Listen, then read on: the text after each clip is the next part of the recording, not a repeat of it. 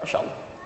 Karena itu Nabi Shallallahu Alaihi Wasallam mengatakan, lihat kalimatnya, hadis riwayat Al Bukhari, nomor hadis 7280 ini dari Abu Hurairah radhiyallahu taala anhu.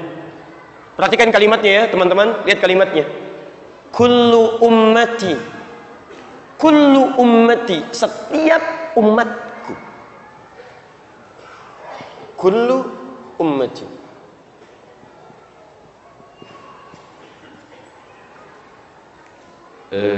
Lihat sebentar ya perbedaannya. Dalam bahasa Arab itu kata yang menunjuk semua itu bisa dua. Satu bisa jami', yang kedua bisa kullu. Kalau disebutkan jami' itu secara umum keseluruhan. Tapi kalau disebutkan kullu itu semua tapi satu-satu, detil. Ini.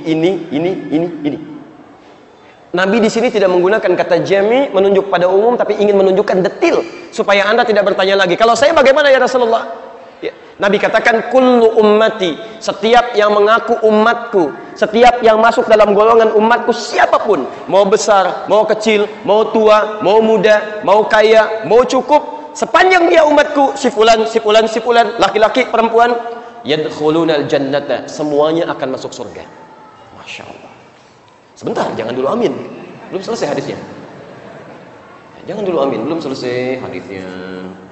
Masya Allah. Semuanya akan masuk surga, illa kecuali man aba, yang nggak pengen. Kecuali yang enggan. Lihat kalimatnya. Kullu ummati yadkhuluna al-jannata illa man aba. Setiap umatku pasti masuk surga kecuali yang nggak pengen. Jadi semua umat Nabi Muhammad SAW itu akan masuk surga. Kalau ada yang mengaku umat Nabi saat di dunia nggak bisa masuk surga, berarti dia memang nggak pengen masuk surga. Bukan nggak masuk surga, Nabi sudah berikan jaminan, Allah sudah berikan tawaran, tapi orang ini nggak pengen masuk. Antum kurang apa lagi? Keterangannya dikasih, amalannya diberikan, kunci diberikan, tapi dia nggak ingin gunakan kunci ini untuk membuka pintunya, dia buang kuncinya. Yang salah siapa? Yang nggak pengen. Halo? Nah, ini poinnya. Nah, jadi Nabi sendiri mengatakan dari dua ayat tadi ini, ya sangat mudah semua umatku masuk surga sepanjang mengerjakan iman amal soleh. Masya Allah. Kalau ini hadir dalam bentuk aplikasi, maka itu luar biasa. Ya. Anda awas, hati-hati ya. Ustaz, bagaimana kalau saya berikan nama saja? Anak saya iman dan amal soleh. Masya Allah. Apakah bisa masuk surga? Belum tentu. Kita tanyakan kepada Nabi, kita lihat dalam Al-Quran apa yang dimaksud iman, apa yang dimaksud amal soleh. Tidak cukup Anda berikan nama, tapi harus lihat bagaimana yang dimaksudkan dengan dua keterangan ini. Kita teruskan dulu hadisnya, lalu kita turunkan lewat ayat-ayat selanjutnya. Qila ya Rasulullah, ditanyakan pada beliau Rasulullah SAW, ya Rasulullah, man ya'ba, siapa yang enggak ingin itu? Harus diketahui ya, supaya muncul parameternya, mudah untuk kita jauhi. Man ya'ba, siapa yang tidak ingin masuk surga itu? Faqala Rasulullah sallallahu alaihi wasallam, maka bersabda Rasulullah sallallahu alaihi wasallam, man ata'ani dakhalal jannah. Ini poinnya. Satu, man ata'ani dakhalal jannah. Wa man asani dakhalan nar. Ini yang enggak pengen. Man ata'ani, siapa yang menaati aku, siapa yang taat kepada Nabi sallallahu alaihi wasallam, pada ketentuannya, pada aturannya, dakhalal jannah. Itu yang akan masuk surga. Wa man asani, dan siapa yang bermaksiat pada ketentuan Nabi sallallahu alaihi wasallam, semua ajaran yang dibawanya, maaf, dakhalan nar. Itu yang tidak pengen, yang masuk ke dalam neraka. Jadi ada orang yang berupaya menaati Rasulullah SAW, beramal kebaikan, tingkatkan amal saleh, itu kata Nabi yang dijamin masuk surga. Tapi ketika ada seseorang yang mengingkari keterangan Nabi, tidak mengikuti petunjuknya, Nabi mengajak kepada amal saleh, antum bikin amal salah misalnya, Masya Allah. Sehingga ada dua kubu, ada biker soleh, ada biker salah misalnya kan. Baik, ada pedagang saleh, ada pedagang salah, ada pebisnis saleh, ada pebisnis salah, dan sebagainya. Maka orang-orang inilah yang kemudian berpeluang disebut ke dalam kategori yang tidak menginginkan bagian dari surga. Jelas sampai sini? Saya ulang, jelas sampai sini? Belum selesai saya turunkan ya. Kalau sudah jelas saya berhenti. Cukup waktunya? Sampai jam berapa kita? Baik, nanti kita coba ya, sesuaikan. Kita masih di awal-awal pembuka. Saya hapus dulu.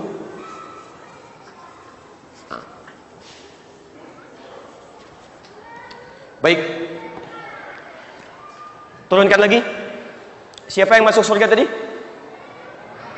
1, orang beriman dan beramal saleh. Baik. Pelan-pelan. Teruskan. Yang beriman dan beramal saleh ini siapa? Laki-laki saja atau perempuan? Semuanya. Besar atau kecil? Semuanya. Dari mana taunya? Tayyib. Quran surah keempat ayat 124. Man ya'mal salihah, siapa yang bisa mengerjakan amal saleh, min dzakarin aw untha, baik lelaki ataupun perempuan. Fa ulaika yadkhulunal jannata, maka mereka yang akan masuk ke dalam surga. Berarti subjeknya semua hamba. Pelan-pelan. Saya ulang ya. Anda ingin masuk surga, syaratnya 2. Siapa yang bisa masuk? Semua hamba. Bisa laki-laki, bisa perempuan, tanpa batas. Baik. Saya hapus dulu.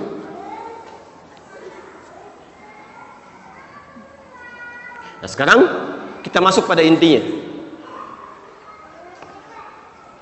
Syarat untuk masuk surga, supaya jalannya dari panjang jadi pendek, pelan-pelan. Kita sudah miliki 1, tinggal kita tingkatkan yang ini. Sekarang pertanyaannya, dari amal soleh yang disebutkan, diisyaratkan di Quran ini, apa spesifik amalan yang dimaksudkan? Sehingga kita bisa turunkan ke muka bumi, dibuat rencana untuk mengerjakannya, dan dengan itu kita meniti surga yang kita harapkan itu.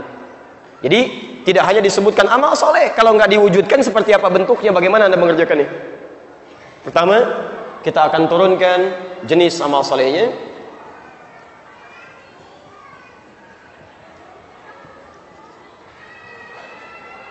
Yang kedua, ini 2 hal ini yang akan kita bahas dan kita berhenti nanti sampai sini. Jika ada yang pernah berbuat salah, amal salah, Allah larang untuk mabuk, pernah mabuk. Allah larang untuk berzina, pernah berzina. Allah larang untuk bermaksiat, dia bermaksiat. Tapi dia masih mengharapkan surga. Apakah kesempatan terbuka baginya? Ini bahasan kedua kita. Jika seseorang pernah berbuat salah, bagaimana cara untuk meniti surga? Cara untuk kembali menjadi saleh.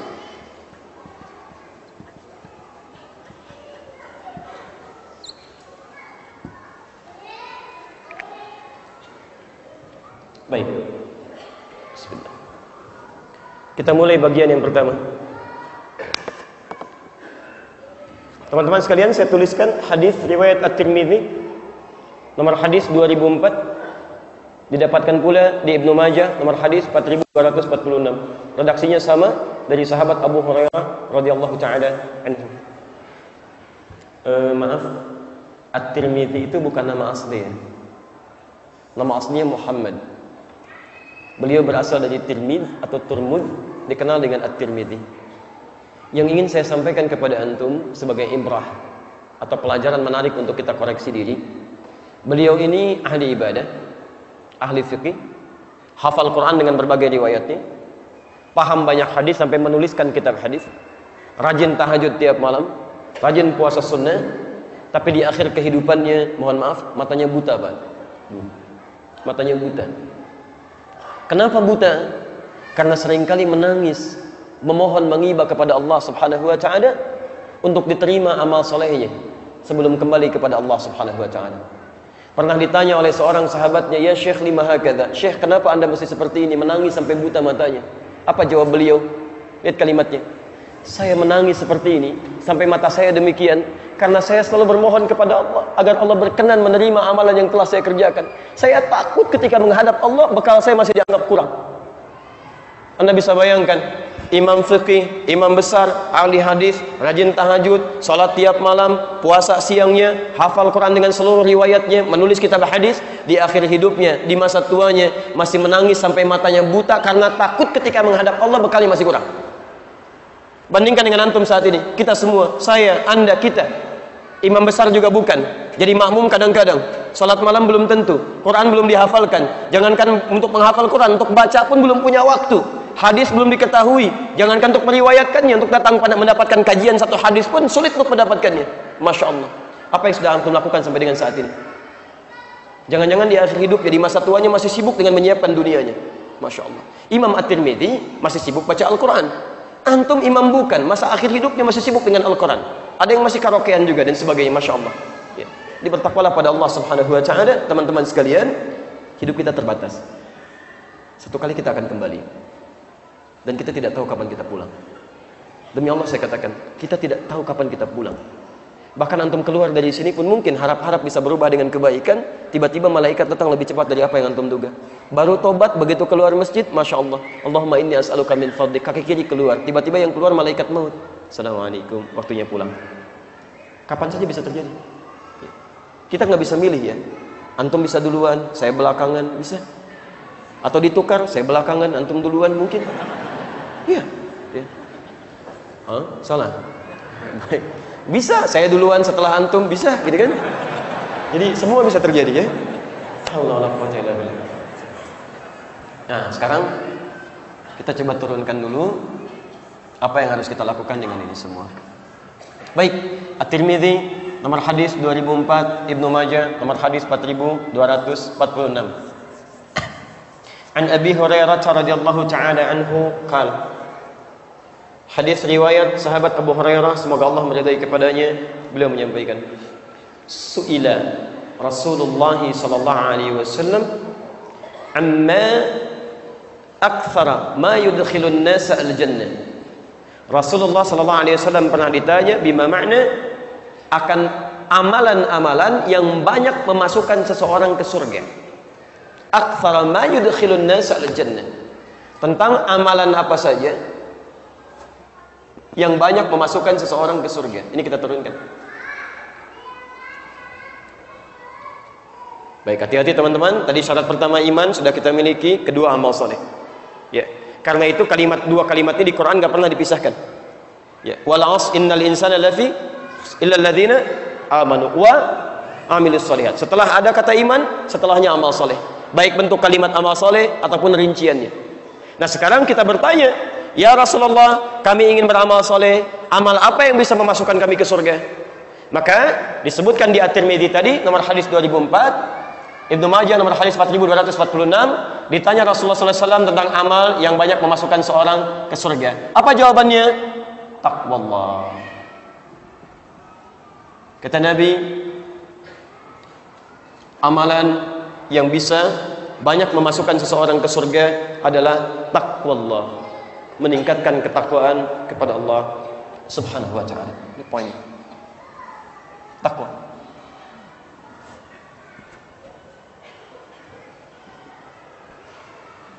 Jadi kalau antum misal, mohon maaf, ingin mudah masuk surga, sebetulnya sederhana. Tingkatkan ketakwaan kepada Allah Subhanahu wa ta'ala, selesai masalah. Kata Nabi, tingkatkan takwa, maka Anda akan ke surga. Tingkatkan takwa, mudah Anda melangkah ke surga. Nah, hanya persoalannya, ya Rasulullah, bagaimana cara kami meningkatkan takwa itu? Ini poin utamanya. Teman-teman sekalian, di dalam Quran kalimat takwa disebutkan 115 kali. Setidaknya disebutkan 115 kali. Fokus. Nah, jadi tugas kita ketika Nabi mengatakan Anda tingkatkan takwa kepada Allah, maka itu akan mengantarkan Anda mudah ke dalam surga. Lalu Anda teliti di Quran, apa menu takwa yang dimaksudkan?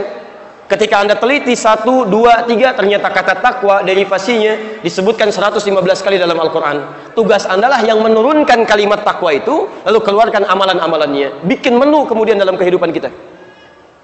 Ada 115, turunkan. 1, 2, 3, 4, turunkan. Bagi yang Anda mampu untuk mengerjakannya. Jadikan menu dalam kehidupan. Sekarang kita coba ambil contoh misal. Pelan-pelan. Quran surah kedua ayat 2 sampai 5. Posisi paling kiri dari atas sampai dengan ke bawah.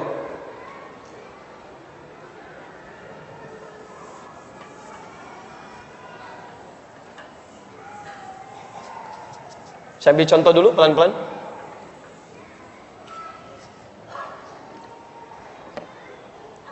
Fokus. Ini contoh umum ya, contoh umum dulu. Ini yang standar. Jadi kalau yang standar ini aja Anda belum bisa kerjakan, maka langkah Anda berat menuju surga. Ini yang paling standar. Yang paling standar. Dzalikal kitabu la raiba fi hudal lil muttaqin. Kalimat takwa pertama di Quran. Semua isi Quran jangan diragukan kandungannya, akan menjadi petunjuk bagi orang bertakwa. Kalimat takwa disebutkan pertama kali. Siapa mereka ini? Ayo kita turunkan amalan standarnya. 1, ayat 3-nya. Alladzina yu'minuna bil ghaib, iman. Anda sudah dapatkan ini? Syarat pertama Anda sudah punya. Masya Allah. Alladzina yu'minuna bil ghaib wa yuqimunas shalah. 1, salat. Masya Allah. Standar. Wa mimma razaqnahum yunfiqun, infaq. Masya Allah. Awas bukan zakat, ingat infak. Awas hati-hati, beda ya. Walladzina yu'minuna bima unzila ilaik, Al-Quran. Masya Allah. Wabil akhirati hum yuqinun. Baik, sudah selesai. Yakin dengan ketentuan Allah Subhanahu wa taala. 3 poin ini dulu, sebentar. Saya ambil satu saja dulu, yang ini.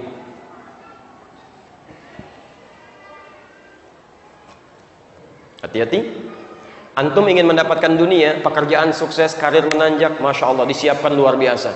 Sekolah tinggi-tinggi, bikin jadwal, bikin pelatihan supaya sukses sampai mencapai karir dunianya. Masya Allah, begitu meninggal, nggak dibawa sampai ke akhirat. Seriusnya luar biasa, sampai dapat handphone yang bagus, Masya Allah, rumah yang luas, mobil yang indah, motor yang hebat. Demi Allah saya katakan, jangankan ke surga, ke alam kubur dibawa nggak? Antum boleh cek, silakan. Kalau perlu bikin wasiat, silakan bikin wasiat. Nggak akan ada yang bisa sanggup bawakan itu. Ma, ini handphone papa, didapatkan dari harta yang halal. Dari sejak awal papa punya ini. Tolong ya Maya, kalau meninggal sertakan ke alam kubur. Masya Allah, kalau kangen miss call aja. Bisa. Antum meninggal, selesai, nggak dibawa. Ya, apalagi motornya, mobilnya, rumahnya nggak ada, selesai. Apa yang dibawa pulang? Ternyata bukan bekal dunia, bekal akhirat. Tapi poin saya, untuk mengerjakan amalan dunia saja Anda begitu serius yang luar biasa, padahal sifatnya hanya singkat dan tidak akan dibawa pulang. Tapi untuk urusan yang abadi, berapa yang sudah kita siapkan? Lihat amalan standar, cek. Kalau pada yang standar ini saja Anda masih abai, artinya iman kita belum benar di situ. Belum siap kita menuju surga dengan ringan. 1, sholat. Tolong cek di mushafnya ya.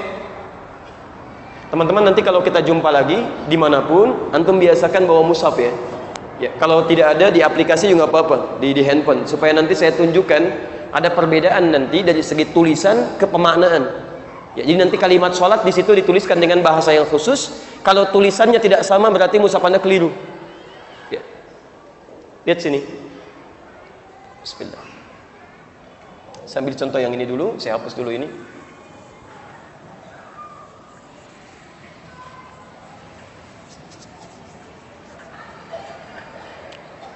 Perhatikan, tulisannya mesti begini.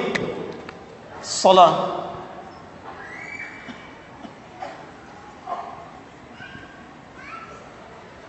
Kalau tidak begini, berarti keliru. Harus begini. Fokus ya. Al-Baqarah ayat ketiga, tulisannya mesti seperti ini. Kalau tidak begini, berarti keliru. Alladzina yu'minuna bil ghaib wa yuqimunas shalah. Perhatikan, salat tulisannya begini. Karena ada yang ditulis begini, as-salat. Ada yang ditulis begini. Ada juga yang ditulis begini, as-salawat. Seperti Quran surah kedua Al-Baqarah ayat 238, posisi paling kanan sebelah atas pojok. Hafidhu 'alas salawat, tulisannya begini. Sekarang perhatikan. Kalau dituliskan seperti ini, itu artinya satu jenis. Kalau tulisannya begini, satu. Jadi kalau Allah berfirman begini misalnya, alladzina yu'minuna bil ghaib wa yuqimunas shalah, artinya salat yang diwajibkan pada Anda cuma satu saja. Tidak banyak. Kalau dituliskan begini, bentuknya jama'. Jama'. Kalau jama' itu satu atau dua? Banyak. Baik, pelan-pelan. Kalau dituliskan seperti ini gabungan antara keduanya. Di satu dengan dua, satu dengan jama, digabungkan jadi satu, tulisannya begini. Tulisannya jadi seperti ini. Perhatikan, asal kalimat ini ketika dituliskan dalam bentuk seperti ini, asal maknanya jama, bukan satu. Menunjuk kepada banyak.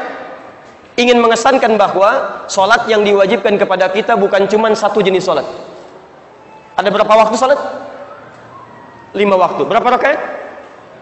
Tahu dari mana? La haula wala quwwata illa billah. Antum sholat tiap hari? Sholat. Berapa waktu? 5. Berapa rakaat? 17. Tahu dari mana? Masya Allah. Quran surah ke-17 ayat 78, posisi paling kiri sebelah atas. Quran surah ke-11 ayat 114, posisi paling kiri sebelah atas. Waktunya dijaga. Quran surah kedua ayat 238. Ini. Aqimis salata liduluki syamsi ila ghasaqil laili wa Quran al-fajr. Tunaikan salat dari mulai matahari tergelincir sampai ke malam plus salat fajar.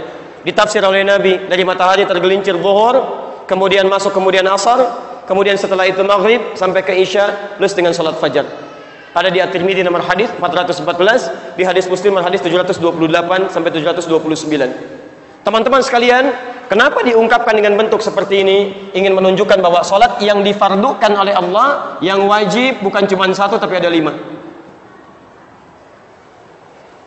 Jaga waktu salat ini, tunaikan dengan baik. Quran surah kedua ayat 238, hafidhu 'alas salawat. Jaga waktu salat-salat ini, sekalipun Anda menunaikannya belum tentu bersama banyak orang. Anda nggak bisa berjamaah, jangan sampai tinggalkan salat sekalipun Anda tunaikan dengan sendirian. Makanya diungkapkan dengan bentuk seperti ini. Nah, sekarang saya mau tanya, silahkan cek berapa banyak dari orang yang mengaku beriman kepada Allah yang sering mengabaikan salat. Jangankan berjamaah, salat sendirian pun masih tertunda pula. Jam berapa zuhur? Ada yang melihat waktu sholat, ada yang begini dan sebagainya. Masya Allah, antum waktu dunia hafal. Jam berapa masuk kerja? Jam 7. Jam berapa jam makan? Jam berapa jam istirahat? Jam berapa keluar? Kapan gajian?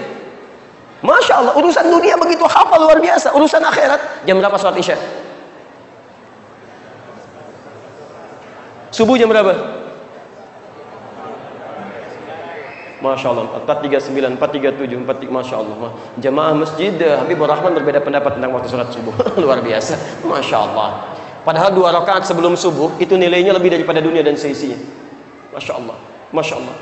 Lebih daripada dunia dan seisinya. Hadis riwayat Muslim nomor hadis 724. Rak'atul fajri khairum minad dunya wa ma fiha. Saya mau ambil contoh sebentar.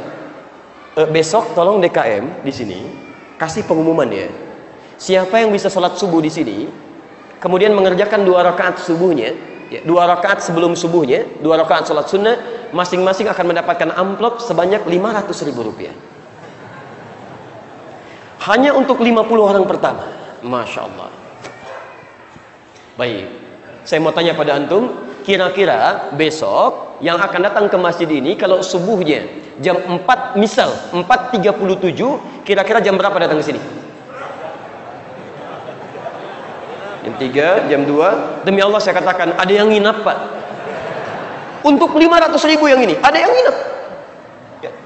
Sekarang Allah tawarkan dunia dan seisinya, lebih daripada dunia dan seisinya. Berapa yang ngambil? Jadi, saya hanya ingin menggambarkan bahwa ada sesuatu yang harus kita perbaiki dalam diri kita. Urusan dunia yang akan Anda tinggalkan, begitu Anda kejar-kejar. Tapi yang iman standar aja, kadang-kadang kita abaikan. Tapi kalau ditanya, cita-citanya tinggi itu. Masya Allah. Ingin masuk surga? Surga apa? Masya Allah. Surga Firdaus. Itu kan tingkat paling tinggi.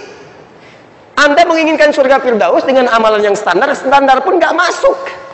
Bagaimana bisa meraihnya? Motor aja kalau nggak pakai standar jatuh. Apalagi iman antum.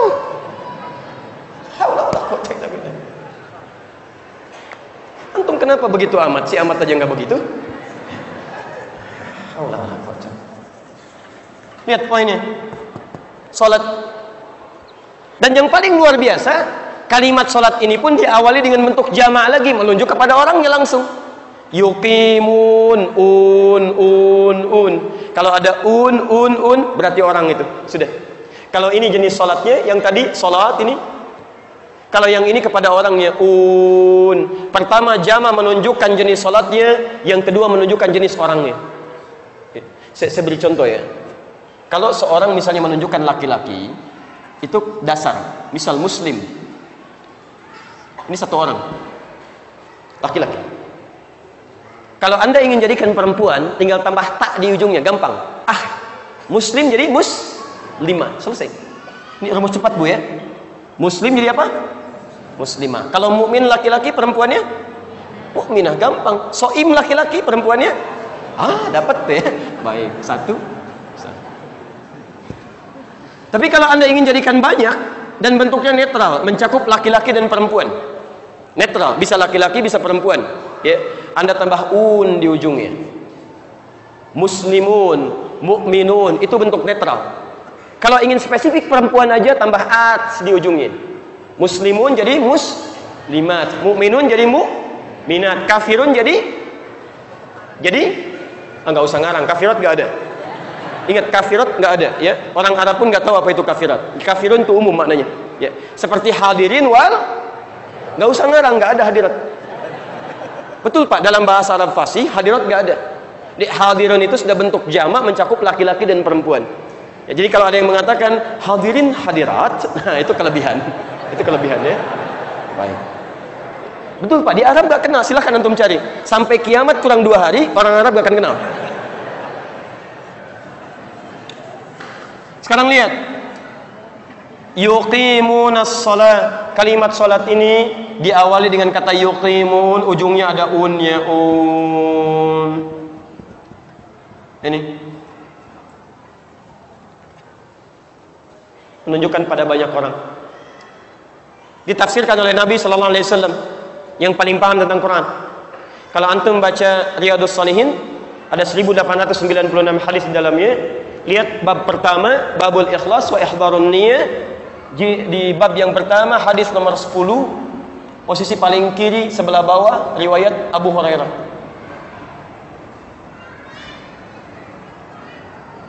Apa yang dimaksud yuqimun di sini? Lihat kalimatnya. Salat rajuli fil jamaah. Salat yang ditunaikan oleh seseorang dengan berjamaah. Masya Allah. Jadi yang standar saja, kalau Anda bercita-cita masuk surga dengan segala kenikmatannya, maka lihat amalan standar. Pertama, sholat. Sholat pun yang terbaik berjamaah, bukan sendirian. Jadi ketika Anda bisa menunaikan sholat berjamaah itu yang paling standar. Ketika Anda menunaikan sholat tidak berjamaah, berarti iman Anda sedang di bawah standar. Anda bisa menunaikan sholat dengan berjamaah, Anda memilih sendirian, maka iman Anda sedang di bawah standar. Karena standar untuk mendapatkan surga, kalimat takwa pertama itu dibuka dengan kalimat sholat plus berjamaah. Artinya jika ada seseorang meninggalkan amalan standar ini, padahal dia bisa mengerjakannya bukan dalam suasana yang darurat, maka ini menunjukkan imannya sedang berada di bawah standar. Masya Allah. Apalagi yang ini masjid, ini rumahnya dekat dengan masjid, speaker masjid langsung ke kamarnya begini. Di sini ada orang, rumahnya gubuk, sepeda aja nggak punya. Mendengar adzan dari sini, jarak 1 kilo, jalan kaki ke sini. Ini dekat dengan masjid, sepeda ada, motornya gede lagi, mobilnya ada, segalanya ada, belum mau berangkat. Ada yang salah dalam dirinya, ada yang keliru. Masya Allah.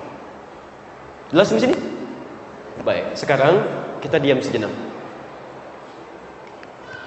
Coba antum pikirkan ya, di antara sekian senyuman yang antum pernah keluarkan, kebahagiaan yang Anda dapatkan sampai hari ini, apapun profesi Anda suatu saat akan meninggal.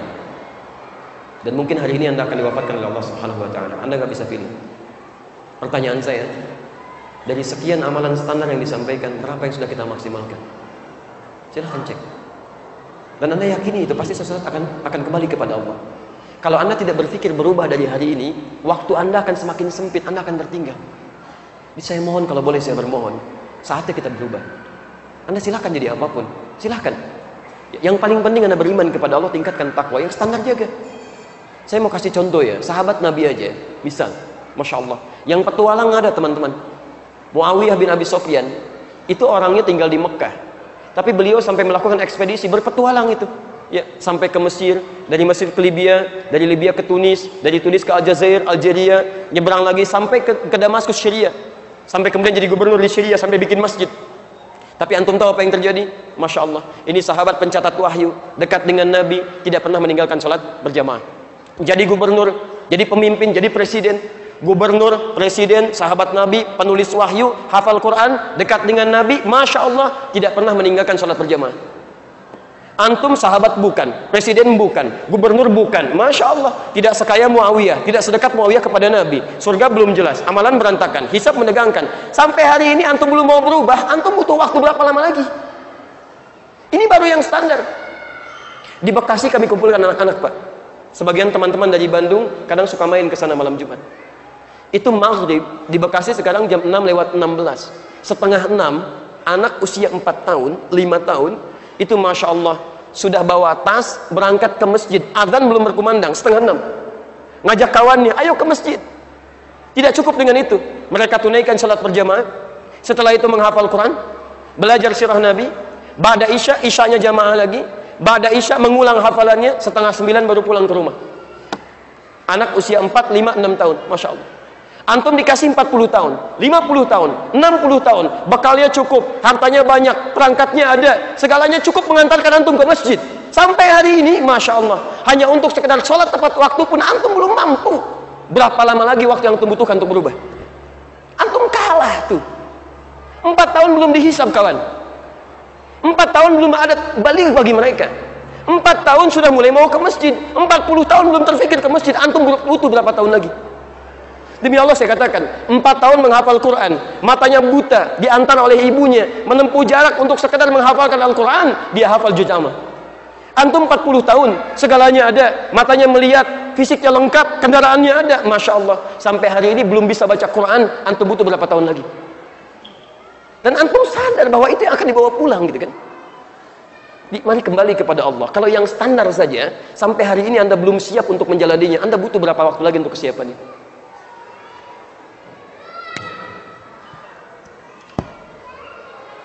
Sekarang surganya belum jelas karena masih standar. Nah sekarang kalau sudah paham dengan yang standar ini, saya naikkan levelnya sedikit. Saya tanya dulu sebentar. Kita harus bikin kesepakatan dulu ya. Kalau nggak sepakat, saya hentikan kajian saya dan saya pulang.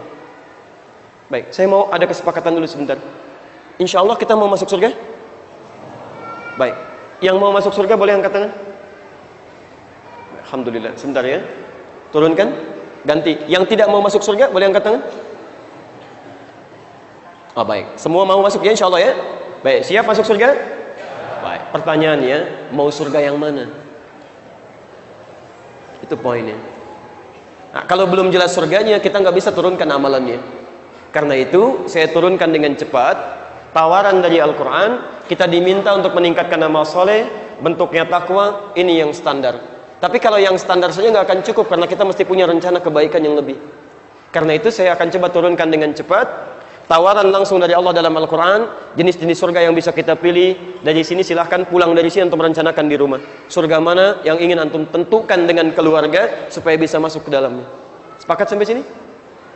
Sepakat, sahabat aja sepakat, tabiin sepakat, ulama sepakat. Masya Allah, antum sahabat bukan, tabiin bukan, ulama bukan, tidak sepakat. Antum sehat ya. Masya Allah. Kadang-kadang suka agak aneh nih kehidupan hari ini. Masya Allah. Ya.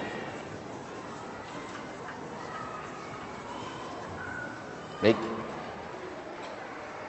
Teman-teman, yuk kita turunkan dulu. Yang ini saya simpan sebentar. Bagi yang pernah merasa berbuat salah dalam hidupnya, ini bahasan terakhir dengan tantangannya. Saya turunkan tawaran pertama, Quran surah ketiga ayat 31. Langsung saja, satu. Ada surga level paling tinggi, surga bersama para nabi. Bersama para nabi. Masya Allah, level tertinggi. Dalilnya ada di Quran surah ke-4 An-Nisa ayat 69, posisi paling kanan di pertengahan mushaf standar ya. Ini tingkat paling tinggi ya. Yang anda tahu mungkin surga Firdaus, surga Aden dan sebagainya. Kalau itu tahapan-tahapan surga sampai yang 8 tahapan itu. Tapi setiap tahapan ini punya level, ya, dibagi ke 4 level nanti. Di 4 level ini diturunkan lagi dari mulai surga paling rendah sampai yang paling tinggi. Level pertama surga bersama para nabi, ya. May yuti'illaha war rasulah fa ulaika ma'al ladzina an'ama Allahu 'alaihim minan nabiyyin. Siapa yang taat kepada Allah dan taat kepada Rasulnya, maka mereka akan diberikan nikmat seperti orang-orang dulu, dijamin masuk surga tinggal dengan para nabi. Masya Allah. Asep, kamu di mana surganya? Berkunjung gitu kan? Kan sesama ahli surga bisa berkunjung. Alhamdulillah, saya di surga ini. Siapa sama siapa? Ustadz yang dulu kita ngajar taklim, Ustadz Fulan. Masya Allah. Terus siapa lagi? Syekh Fulan. Masya Allah. Luar biasa ya. Siapa lagi? Imam Fulan. Masya Allah. Kamu di mana? Surga X. Masya Allah. Dengan siapa? Depan saya Nabi Yusuf. Masya Allah. Nabi paling ganteng semuka bumi yang ada di Quran. Masya Allah. Perempuan-perempuan melihat tangan tergores. Masya Allah. Quran surah 12 ayat 31. Wa qatta'na aydiyahunna wa qulna hasya lillahi ma hadza basyaran hadza illa malakun karim. Nabi paling ganteng di muka bumi. Perempuan melihat tangan tergores. Antum seganteng-gantengnya lewat ibu-ibu belum tentu kepleset. Masya Allah. Yusuf. Belakang Nabi Sulaiman, Nabi paling kaya. Masya Allah. Samping kiri siapa? Masya Allah, Nabi Ibrahim alaihissalam, Abul Anbiya. Samping kanan Nabi Muhammad SAW. Masya Allah. Tingkat pertama. 2, turunkan dulu ya. Nanti amalannya kita turunkan. Taman surga. Taman surga. Masya Allah. Taman surga. Indahnya luar biasa. Quran surah 51 ayat 15 sampai 23 amalannya. Innal muttaqina fi jannatin wa 'uyun. Sebagian orang takwa, ingat, takwa. Kembali lagi kepada bahasan tadi. Ada orang-orang takwa yang akan tinggalnya di taman surga. Apa keindahan taman surga yang membedakan dengan surga yang lainnya? Akhidhina ma atahum rabbuhum. Mereka akan mengambil langsung kenikmatan surganya langsung dari Allah. Jadi kalau surga biasa yang normal-normal standar itu yang melayani pelayan surga namanya wildanun mukhalladun. Ya, Quran surah 76 misalnya kan, Al-Insan. Begitu antum ingin mendapatkan apapun dari ayat 19 sampai dengan ayat 20, wildanun mukhalladun, dilayani oleh pelayan surga. Kalau laki-laki bidadari surga. Kalau perempuan pangeran surga. Yang ganteng cantiknya mala ainun ra'at wala udhunun sami'at wala khatar ala qalbi bashar. Enggak pernah terlihat di muka bumi. Masya Allah. Ya, lu'lu' wal marjan, seperti mutiara-mutiara yang berkilauan, enggak pernah dilihat di bumi, terdengar di telinga dan tidak akan terbayangkan. Antum bayangin sekarang enggak akan seperti itu. Ya. Gelasnya enggak seperti ini. Bi aqwabi wa abariqa wa ka'sin min ma'in. Dilapisi emas-emas yang berkilauan, mutiara yang sangat indah, enggak pernah disaksikan sebelumnya. Itu surga biasa. Tapi taman surga Allah langsung yang berikan tanpa perantara dan nggak usah dibayangkan, kun fayakun ada, dan bisa melihat Allah tanpa sekat langsung. Quran surah 75 ayat 22 sampai 23. Wujuhun yawma idzin nadhirah. Ada orang yang di akhirat nanti wajahnya berbinar-binar gembira. Ila rabbiha nadhirah. Karena bisa melihat Allah tanpa sekat langsung. Gak usah antum bayangkan. Antum cukup tingkatkan amalannya, antum bisa dapatkan anugerahnya. Masya Allah. Indah luar biasa. Taman surga. Nanti kita lihat amalannya. 3, surga seluas langit dan bumi. Masya Allah. Seluas langit dan bumi. Ada di Quran surah ketiga Ali Imran ayat 133 sampai 134, posisi paling kanan sebelah atas. Wasari'u ila maghfirah. Wasari'u ila maghfirah min rabbikum wa jannatin 'arduha as-samawati wal ardu u'iddat lil muttaqin. Bergegaslah antum untuk bertobat, istighfar pada Allah, minta ampunan dan berharaplah minimal bisa masuk surga, minimal seluas langit dan bumi yang kami sediakan bagi orang takwa, seluas langit dan bumi. Masya Allah. Silahkanlah, terserah di surga nanti mau motor-motoran, mobil-mobilan, sampai ke ujungnya cari itu seluas langit dan bumi. Masya Allah. Lihat surga yang terakhir, surga kelas biasa yang tidak disebutkan keindahannya kecuali dalam kalimat yang singkat, ma la 'ainun ra'at wa la udhunun sami'at wa la khatara 'ala qalbi bashar. Ya, tidak pernah dilihat di dunia, didengar di bumi, kemudian terbayangkan nikmatnya. Nikmat juga, tapi tidak senikmat yang ini. Ini tingkat paling rendah, yang paling standar. Nanti amalannya ada di antaranya di hadis riwayat Al-Bukhari, Kitabus Siyam, nomor hadis yang pertama. Kalau antum lihat di hadis Muslim di jilid yang pertama, bab ke-14, hadis nomor 15, posisi paling kiri di pertengahan. Nanti kita turunkan, kita bacakan. Nah, saya sering istilahkan begini. Ini VVIP, ini yang VIP, ini yang kelas bisnis lah ya. Ini kelas ekonomi. Nah, ini yang standar. Tapi ekonominya lumayan, ekonomi surga daripada nggak sama sekali gitu kan. Turunin nih. Zaman Nabi, sahabat-sahabat ketika diinfokan ini, mereka mengukur kemampuan. Saya ada di mana? Jadi ketika ditawarkan surga, ingin semuanya. Tapi setiap yang memiliki keinginan itu, mereka cerdas berpikir, di mana kemampuan saya ketika akan mengejar nilai takwa, itu yang saya akan tekuni. Masya Allah. Sampai-sampai kemudian ada seorang Arab Badui di hadis Muslim, bab yang ke-14, hadis 15, di Kitabus Siyam Al-Bukhari, nomor hadis yang pertama. Ja'a Arabiyyun ilan Nabi sallallahu alaihi wasallam. Datang seorang Arab Badui kepada Nabi sallallahu alaihi wasallam. Faqala, maka dia berkata, ya Rasulullah, ya Rasulullah, dullani ala amalin bima ma'na basitin yudkhilunil jannah. Masya Allah. Ya Rasulullah, tolong tunjukkan pada saya amalan yang singkat-singkat aja, nggak usah banyak-banyak, tapi bisa memasukkan saya ke dalam surga. Pintar orang ini. Modal sedikit, keuntungan pengen banyak. Jangan banyak-banyak ya Rasulullah, yang singkat-singkat aja, yang penting masuk surga daripada enggak sama sekali. Kata Nabi SAW disampaikan, Masya Allah, ditunjukkan oleh Nabi, cukupkan dengan al-faraid, cukup sholat fardu saja, nggak usah sholat sunnah. Kemudian puasa Ramadan saja, nggak usah puasa sunnah. Dikerjakan yang fardu-fardu, nggak usah mengerjakan yang sunnah. Kalau kamu istiqamah dengan ini, meninggalkan maksiat, maka kamu akan masuk ke dalam surga. Fantalaqa, maka dia pergi meninggalkan Nabi. Kata Nabi, aflaha in sadaqa, au dakhalal jannah in sadaqa. Kalau dia benar dengan janjinya, dia akan masuk surga. Karena dia mengatakan pada Nabi, ya Rasulullah, saya akan kerjakan yang fardu saja, tidak akan mengerjakan yang sunnah, dan saya akan berusaha menghindarkan diri dari maksiat. Kata Nabi, aflaha in sadaqa, au dakhalal jannah in sadaqa. Kalau benar dengan janjinya, masuk surga. Masya Allah. Ini. Antum kira-kira mau yang mana? Masya ekonomi. Yang penting masuk daripada enggak sama sekali. Ya? Masya Allah. Tapi itu cara berpikir yang tidak tepat. Karena yang bertanya tadi orang Badui yang biasa. Dia tidak menghitung bagaimana resikonya. Kalau antum pengen bikin target, jangan yang ini, ambil yang tinggi yang ini. Jadi kalau antum tingkatkan amalan, motivasinya kuat, misal nggak nyampe ke sini, nyangkutnya jelas, di sini nyangkut, bisa ke sini, paling rendah ke sini. Tapi kalau anda pasang target di sini, kemudian nggak nyampe, nyangkutnya di mana itu? Jadi masalah, gitu kan? Jadi tolong naikkan ya, tolong naikkan.